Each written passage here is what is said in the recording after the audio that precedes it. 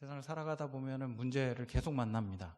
시간이 지나면 지날수록 문제는 계속해서 다가오고, 이 문제가 끝나면 뭐 괜찮겠거니 싶다가도 그 문제가 지나가면 더 큰 문제가 찾아오는 것이 우리 인생이 아닌가 싶은 생각을 하게 됩니다.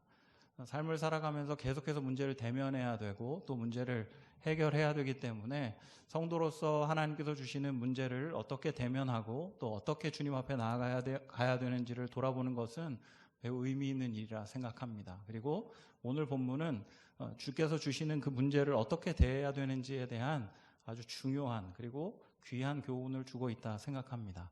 오늘 말씀을 함께 묵상해 가면서 나에게 주어진 문제를 어떻게 주님 앞에 가지고 나아가야 되는지 함께 돌아보고 교훈을 받는 복된 시간이 되기를 소원합니다.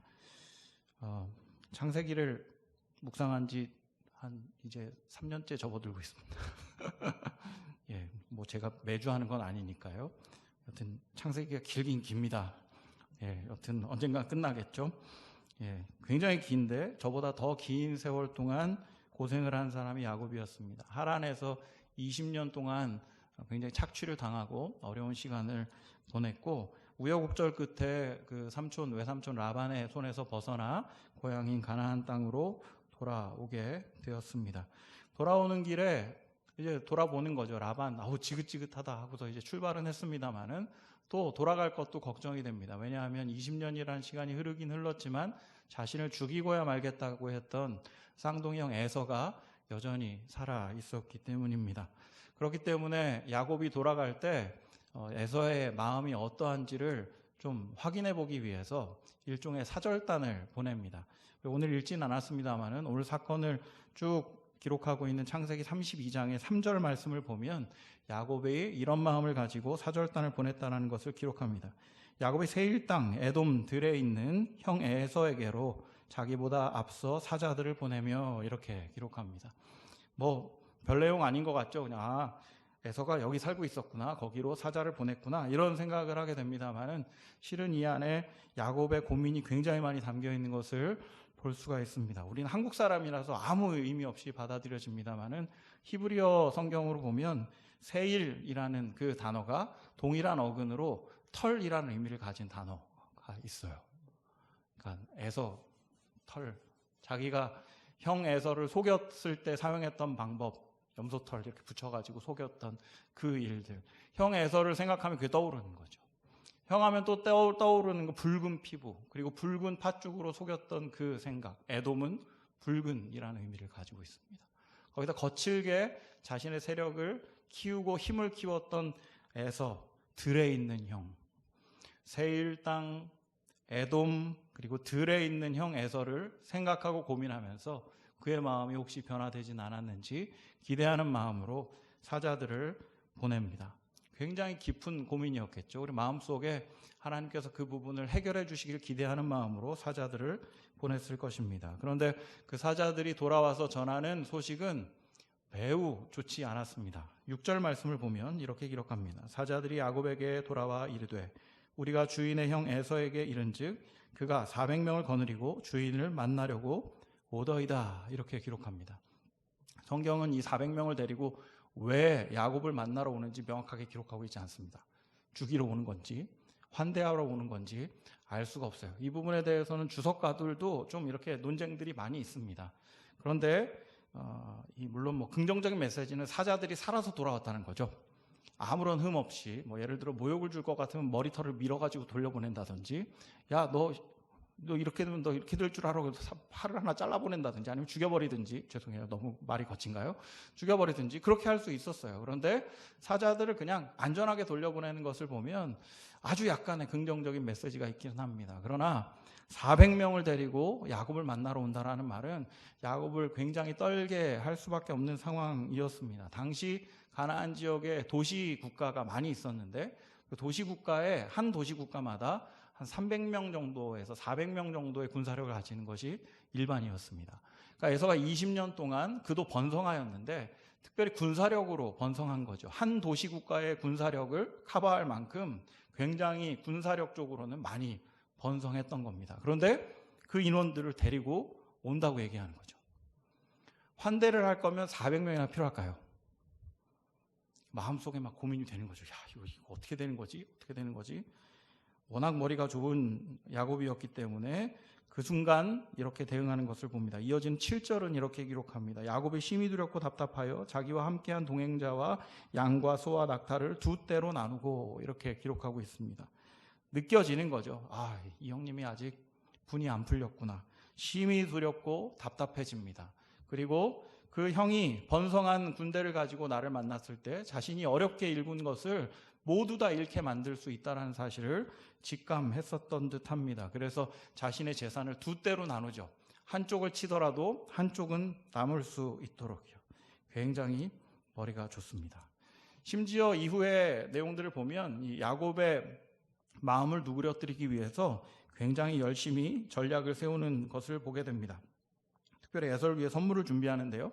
14절부터 16절에 보면 야곱이 에서를 위해 준비한 선물 목록이 이렇게 기록되어 있습니다. 암염소 200마리, 순염소 20마리, 암양 200마리, 순양 20마리, 젖을 먹이는 낙타 30마리와 그 새끼 낙타들, 암소 40마리와 황소 10마리, 암나귀 20마리와 새끼 나귀 10마리를 준비합니다. 저는 이게 그냥 빨리 읽어드린 건데 담임 목사님께서 오전에 야, 그거 개그 코드였는데 아무도 안 웃었어 라고 하시더라고요. 저 개그 코드 아니었는데 이번엔 지금 개그 코드를 가지고 했는데 아무도 안 웃으시네요. 한 번 더 읽어드릴게요. 14절부터 16절에 보면 선물 목록이 이렇게 기록이 되어져 있습니다. 암염소 200마리, 순염소 20마리, 암양 200마리, 순양 20마리, 젖을 먹이는 낙타 30마리와 그 새끼 낙타들과 암소 40마리와 황소 10마리, 암나귀 20마리와 새끼 나귀 10마리를 준비합니다. 역시 안 웃는군요. 정말 개그코드 아니었던 거예요. 네, 전 정말 진지하게 읽었습니다. 엄청난 양을 준비하죠. 정말 엄청난 양을 준비했습니다. 그리고 매우 지혜롭게 전략을 세워요. 그 많은 재물을, 많은 선물을 한 방에 안 보내고 3차에 걸쳐서 보냅니다. 몇 마리씩 보냈는지 기록은 안 돼 있습니다만은 1차, 2차, 3차에 걸쳐서 이 선물을 보냈다라고 기록을 합니다. 여러 주석가들이 해석을 합니다. 왜 그렇게 했는가? 이렇게 3번에 걸쳐 선물을 받으면 처음 받았을 때 조금 누그러지고 두 번째 받았을 때 더 누그러지고 세 번째 받았을 때 더 누그러져서 좀 평안한 마음으로 형을 만날 수 있지 않았을까라고 해석하는 분들도 있고요. 이렇게 해석하는 분들도 있습니다. 아무래도 군사들이니까 말 타고 올 텐데 선물을 받으면 양과 염소 느린 것들이잖아요. 속도가 늦춰질 수 있어서 그걸 가지고 올 테니까 그걸 집으로 보낼 건 아니지 않습니까? 선물을 받아서 그걸 가지고 올 테니까 속도가 현저히 느려질 것을 기대하면서 했을 것이다. 제일 과하게 해석한 분은 이렇게도 해석합니다.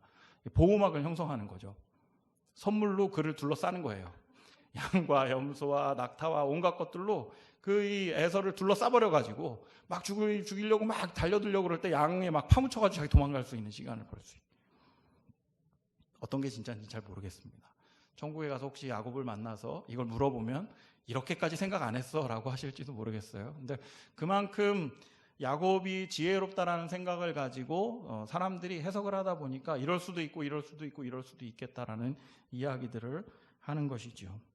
여튼 굉장히 최선을 다해서 자신이 처한 문제에 대해서 적극적으로 대응하는 것을 보게 됩니다. 그렇게 했는데도 마음이 놓이지 않아서 결국 마지막에 야복강에 이르러서는 그가 그의 남은 재산들과 그리고 그의 가족들을 먼저 올려보내는 것을 봅니다. 치사하죠. 자기가 가야죠. 자식들이나 가족들보다는 자기가 먼저 나아가서 에서를 맞이해야 될 텐데 이렇게 딱 보낸 다음에 그래도 조카들, 그래도 제수 씨는 못할 거 아니에요. 먼저 보내는 거죠. 그리고 홀로 남겨지는 시간을 보게 됩니다.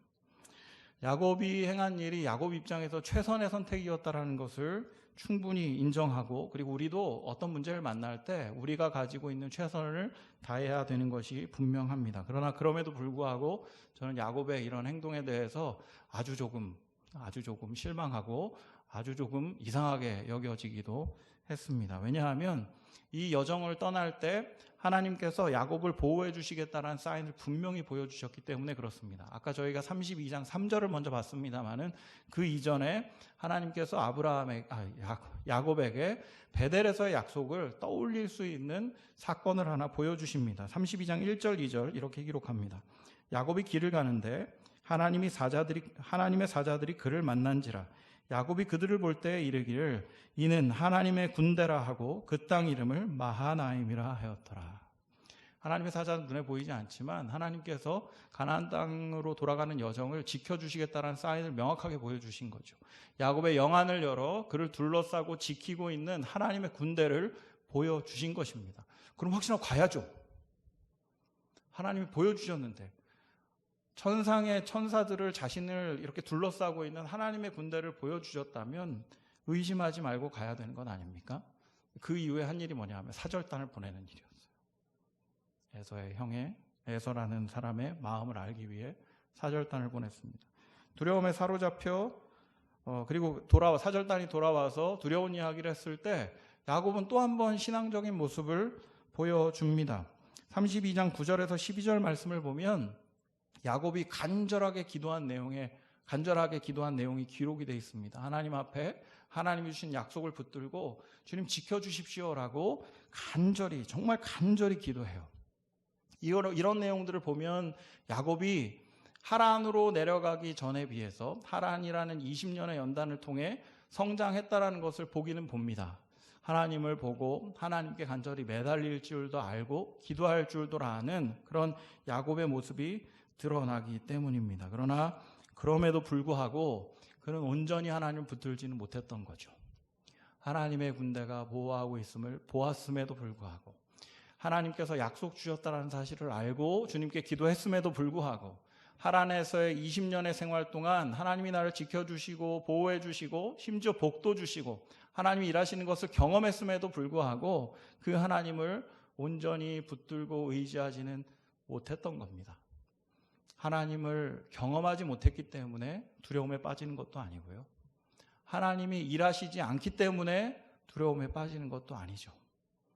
하나님이 은혜 주시는 것도 알고 하나님이 일해 주시는 것도 아는데 두려워합니다. 그게 야곱의 신앙 수준이었던 거죠. 이 본문을 보면서 처음에 저는 되게 야곱을 비난했습니다. 젊었을 때는요.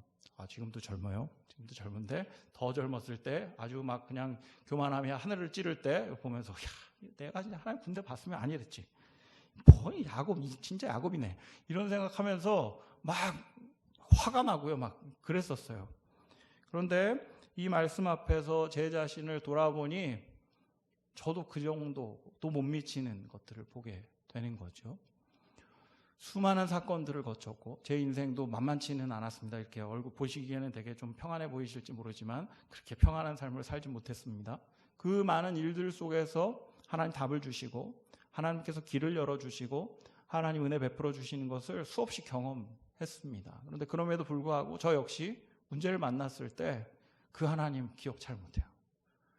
문제가 너무 크게 다가와 버리니까 하나님 붙들기보다 그냥 문제에 집중해 버립니다. 그래서 그냥 내가 할 일만 정신없이 찾다가 그냥 막 시간을 보내기도 하지요. 그리고 나중에 그 모습을 깨달았을 때 부끄러워하고 되게 부족한 모습을 돌아보기도 했습니다. 사랑하는 성도 여러분, 어떤 문제를 만날 때 어떻게 대응하십니까? 야곱도 문제를 만났을 때 기도했어요.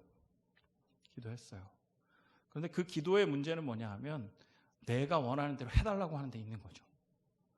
약속을 막 얘기하면서 하나님이 이렇게만 해주시면 제가 이렇게 해주세요. 자기의 의견을 그냥 주장할 뿐이지 하나님의 인도하심, 하나님의 주인 되심, 하나님의 주체 되심에 대해서는 아무런 관심이 없는 문제를 벗어나고자 하는 그런 기대만을 가지고 기도했던 그런 모습들, 저와 같은 모습을 발견하게 되는 것이죠. 문제를 만났을 때 하나님 앞에 어떻게 나아가고 있습니까? 어떻게 하면 이 미숙한 성숙에서 벗어나 온전한 믿음으로 성장할 수 있을까요? 그것을 가르쳐 주시기 위해서 하나님은 야복강에서 야곱을 만나 주셨다 생각합니다. 기대하기로는 바로 이 시간이 우리 인생의 약복강이 되는 그런 시간이 되었으면 좋겠습니다. 그럼 연약한 믿음이 온전한 믿음으로 나아가는 방식은 어떤 것일까요? 이제 자신의 모든 소유와 모든 가족들을 앞서 보낸 야곱은 이제 완전히 혼자 되었습니다. 시간이 밤이었어요. 아마 밤 늦은 시간에 안전하게 건너가게 하기 위해서 야복강, 그냥 짧은 강이니까 거기 가족들을 다 보내고 홀로 칠흑 같은 어둠 가운데 남겨져 있었던 듯합니다. 그런데 그때 이상한 남자 하나가 나타나는 거죠. 상황적으로 생각해 보세요. 지금 400명의 군사들과 형이 자신을 죽일 것 같이 막 쫓아오고 있고 가족들 없이 혼자 남았는데 누군가 확 달려들었어요. 이거 자객 아니야? 이런 생각하지 않겠어요? 미친 듯이 싸울 수밖에 없는 상황이 되는 거죠.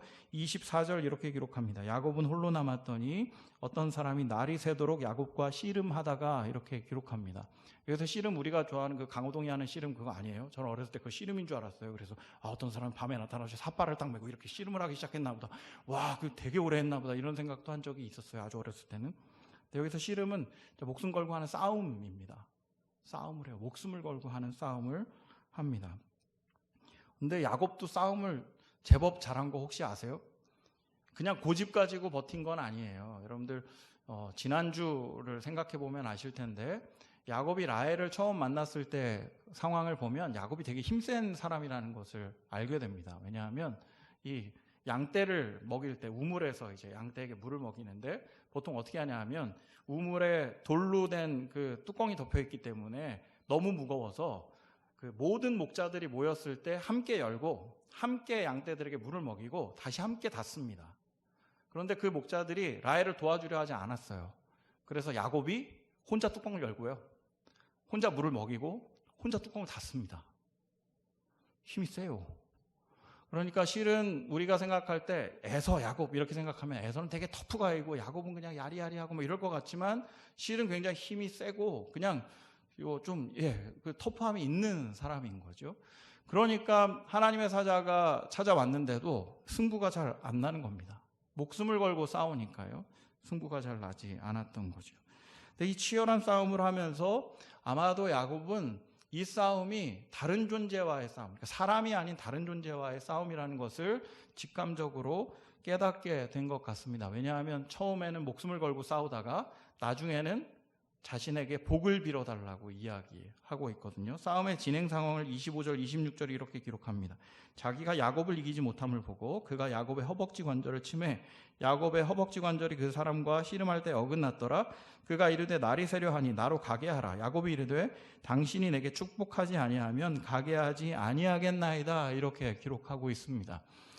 그러니까 하나님의 사자로 보이는 이 좀 특이한 존재가 아무리 싸워도 승부가 안 나는 겁니다. 승부를 내려고 허벅지 관절을 쳤다고 이야기하죠. 다른 번역본을 보면 엉덩이 뼈를 쳤다고 이야기합니다. 그래서 그게 위골이 된 거죠. 그런데도 싸움이 끝나지 않아요.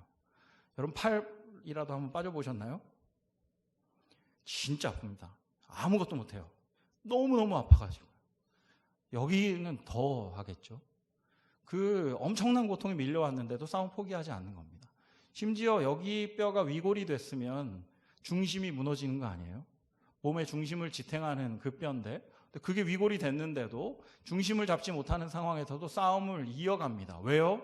이 싸움이 내 생명을 거는 싸움이 아니라는 걸 직감했기 때문에 그래요. 이 존재로부터 무언가 능력을 받지 못하면 내 앞에 생명이 걸려있는 에서의 문제를 해결할 수 없다라는 그 직감적인 그 직감이 야곱에게 몰려온 것이지요. 그렇기 때문에 야 이제 그만 싸워, 나 이제 갈 거야 라고 했는데 그냥 목숨이 걸린 싸움이었으면 그래 이제 가 했을 텐데 그게 아닌 거죠. 이제 에서의 문제를 가지고 이 존재와 싸웠던 겁니다. 천상의 존재라고 여겼기 때문에, 천사라고 여겼기 때문에 얘기하는 것이죠. 내게 축복하지 아니하면 절대 못 가겠다고요.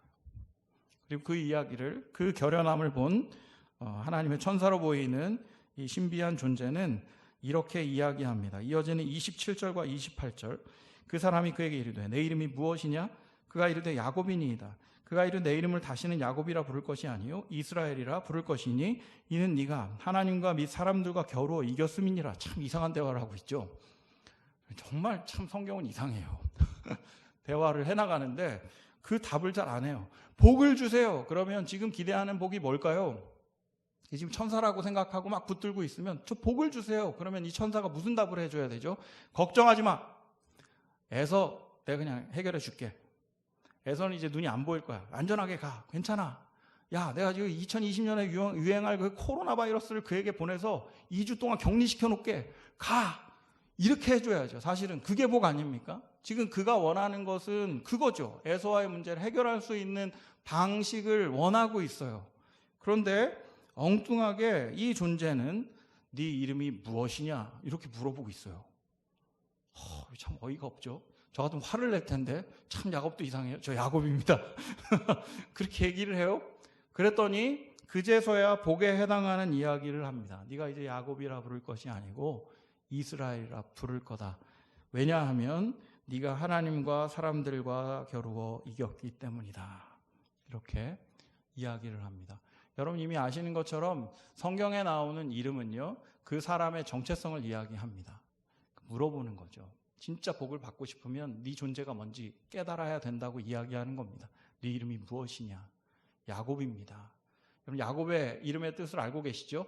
뒤꿈치 잡은 자, 속이는 자, 사기꾼, 그 이름이에요. 그리고 야곱은 정말 그 이름에 걸맞게 살았습니다. 형을 속이고 아버지를 속이고 다른 사람들은 어떻게 해서든 자신의 최선을 다해서 다 짓밟아버리고 이기는 그런 인생, 내가 이기는 인생, 내 힘으로 이기는 인생이 야곱의 인생이었던 거죠. 네 이름이 무엇이니? 너 어떻게 살았니? 라고 물어봤을 때 저 야곱입니다. 저 그렇게 살았습니다. 저 그런 인생 살았습니다. 돌아보게 하시는 거죠. 그러면서 진짜 복에 대해 선언하는 겁니다. 넌 이제 야곱 아니야. 너의 인생 그런 인생 아니고 이제 이스라엘이라는 인생이 될 거야 라고 이야기를 하는 거죠. 그럼 이스라엘이라는 인생이 정말 복인가요? 여기 좀 납득하기 힘든 해석이 들어있어요. 네가 하나님과 및 사람들과 겨루어 이겼음이니라. 이스라엘이라는 뜻이. 사람이 하나님과 싸워 이길 수 있습니까? 참 어렵죠. 근데 이 이스라엘이라는 그 단어를 우리나라가 이 하나님을 목적어로 해석해서 그렇고요. 주어로 해석하면 좀 내용이 달라집니다. 이스라엘이 두 단어의 합성어예요. 이스라와 엘이라는 단어로 합쳐져 있습니다. 이스라는 어떤 뜻이냐면 끝까지 싸워 이기다, 다스리다 이런 의미를 가지고 있고, 엘은 하나님이라는 뜻입니다. 그런데 이 엘이요, 주어와 목적어의 모양이 같아요. 되게 문법적으로 설명하니까 굉장히 좀 짜증이 나기 시작하고 있어요. 설교도 긴데 문법도 얘기하네. 자자. 이런 상황이죠. 그러니까 해석을 둘 다 할 수 있습니다. 그런데 우리나라 지금 우리 번역본에는 목적으로 해석한 거예요. 하나님을 이겨버린 사람, 끝까지 하나님과 대항해서 이겨버린 사람이라는 해석이 되는 거죠. 그런데 이걸 주어로 해석하면 내용이 달라집니다. 하나님이 이겨주는 사람, 하나님이 싸워주는 사람, 하나님이 다스리는 사람. 정체성 바꿔주는 거예요. 여러분, 저는 후자로 해석해야 이 내용이 명확해진다 생각합니다. 야곱의 인생, 내가 주인이 되어 내가 이기려는 삶을 살았던 야곱에게 진짜 복을 말씀해 주시는 겁니다. 하나님이 이겨주시는 삶을 살아야 된다고, 하나님이 다스리시는 삶을 살아야 된다고, 이제 네 고집을 버리고 네 답을 버리고 하나님께서 인도하시는 대로 살아가는 것이 진짜 복이라고 알려주시는 거죠. 그게 이제 네 인생이라고 선언해 주는 겁니다. 너는 이제 이스라엘이야. 하나님이 대신 싸워주실 거야. 하나님이 이겨주실 거야. 선언합니다. 그 선언을 받고 날이 새어 다리를 쩔룩쩔룩거리면서 이제 에서에게 나아가는 장면이 31절에 기록되어 있습니다. 그리고 30절에 그가 이야기했던 내용이 기록됩니다. 그러므로 야곱이 그곳 이름을 브니엘이라 하였으니 그가 이르기를 내가 하나님과 대면하여 보았으나 내 생명이 보존되었다 함이더라. 하나님을 보았는데 죽지 않았다라는 이 브니엘이라는 고백은 그냥 단순히 하나님 봤는데 안 죽었네? 신기하네? 이 정도의 개념이 아니에요. 지금 자신을 온전히 들여다본 겁니다. 여러분들, 하나님은 온전히 거룩하신 분이기 때문에 사람이 하나님을 대면하면 죽지 않습니까? 그래서 하나님께서 모세가 그렇게 원했을 때, 모세가 하나님, 저 정말 하나님 대면하고 싶어요 라고 했을 때 정면으로 대면하지 않으시고 지나가는 뒤통수 보여주셨어요. 하나님과 대면하는 것은 그런 일이죠. 제사장들도, 대제사장들도요, 1년에 한 번 지성소에 들어가 하나님의 임재를 경험해야 했습니다. 그런데 그때 들어갈 때도 정결례를 잘못하면요 죽어요. 너무 거룩하신 분이니까. 그래서 대제사장이 들어갈 때 허리에 끈을 동이고 들어가지 않습니까? 들어가서 죽으면 이렇게 질질질 끌고 나와야 되니까요.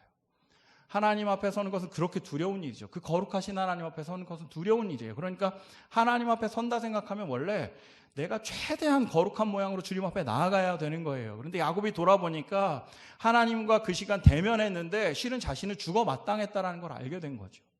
나는 속이는 자였는데, 나는 내 맘대로 사는 자였는데, 나는 치사한 사람이었는데, 치졸한 사람이었는데 그런 나를 대면하시면서도 죽이지 않으셨구나.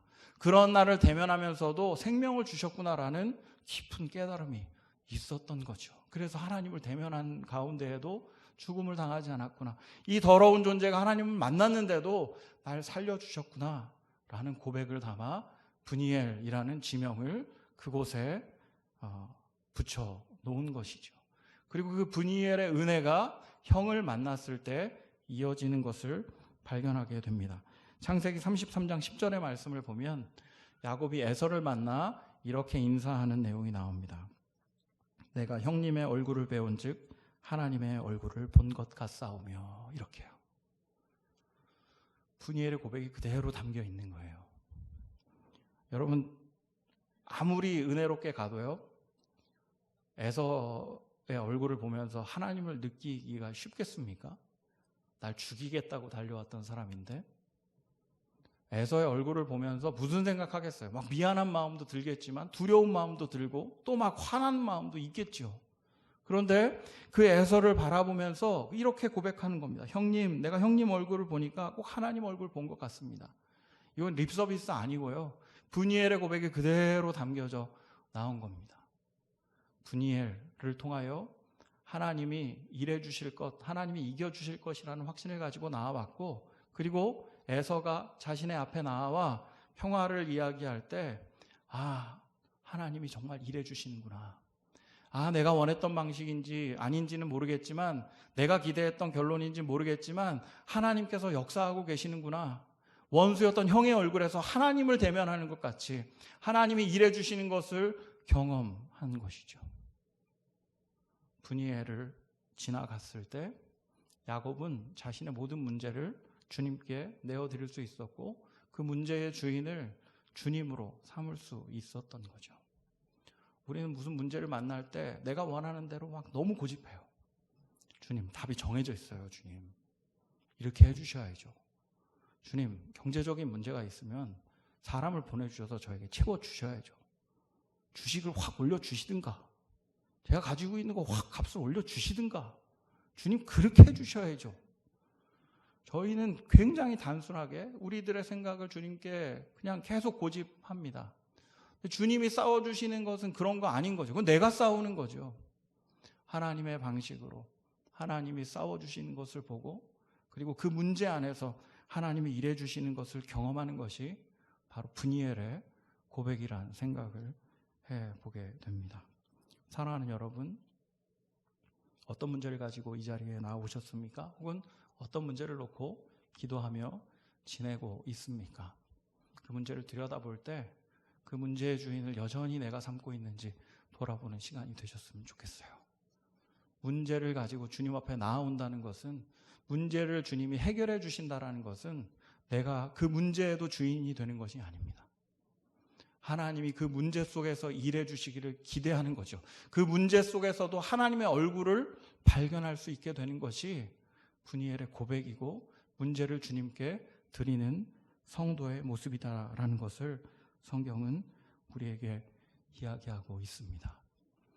우리가 주인됨을 내려놓을 때 하나님은 우리의 문제 속에서도 일해 주실 줄로 믿습니다. 그 문제 속에서 일하시는 그 하나님을 보며 감격하며 우리도 야곱처럼 브니엘이라는 고백을 주님께 드리는 모두가 되기를 소원합니다. 말씀을 정리하겠습니다. 오늘 우리들은 가나안으로 돌아가는 야곱의 여정에 대해서 함께 돌아보았습니다. 우리들은 하나님의 군대를 보고 또 기도하면서도 여전히 하나님을 온전히 붙들지 못하는 야곱의 연약한 모습을 보면서 우리도 동일한 연약함이 있다는 사실들을 살펴보았습니다. 그리고 그 연약함을 넘어서기 위해 야곱이 가졌던 브니엘의 고백을 가져야 한다는 사실을 돌아보았습니다. 내 방식의 문제 해결이 아니라 하나님의 방식대로 하나님께서 싸워 이겨주실 것이라는 믿음이 결국 문제 안에서 일하시는 하나님을 발견하는 길이라는 사실을 함께 돌아보았습니다. 우리에게 주어진 문제를 가지고 주님 앞에 나아가 브니엘의 고백을 마음에 새기는 우리 모두가 되기를 주님의 이름으로 축원드립니다. 자, 함께 기도하겠습니다. 오늘 말씀을 기억하며 기도하며 나아가길 원합니다.